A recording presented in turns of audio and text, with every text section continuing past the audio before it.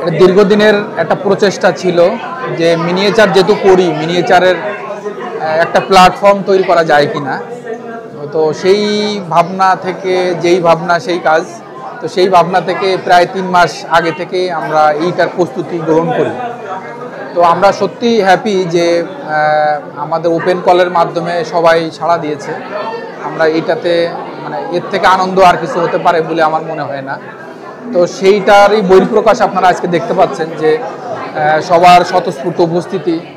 আর আমরা চেষ্টা করেছি যাদের ভালো কাজ তাদেরকে সেই লেভেলে সেই পর্যায়ের সম্মান দেওয়ার সেই চেষ্টাটুকু আমরা করেছি। আমাদের বিচারক মণ্ডলী যে সকল সম্মানিত শিল্পীরা উপস্থিত ছিলেন তারাও সেই দিকটা বজায় রেখে এই বিচার কার্যটা সম্পন্ন করেছে। আমি সেদিক থেকেও কৃতজ্ঞ অনেকটা। এখানে 180 জন শিল্পীর 321টি শিল্পকর্ম স্থান পেয়েছে, যেটা অনেক অনেক বেশি আর কি আমাদের আশা থেকে অনেক বেশি।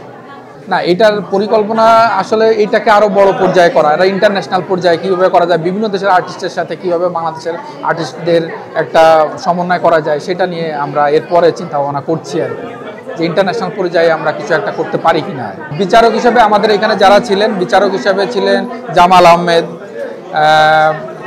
রশিদ আমিন, বীরেন সোম, কামাল উদ্দিন এবং পদ্মুত দা চারুকলার। তো সব মিলায়ে আমাদের খুব ভালো একটা টিম বিচারক হিসেবে ছিল এবং তারা তাদের সবার মতামত একত্রিত করেই এই বিচার কাজটা করেছে। তো আমাদের সেই জায়গা থেকে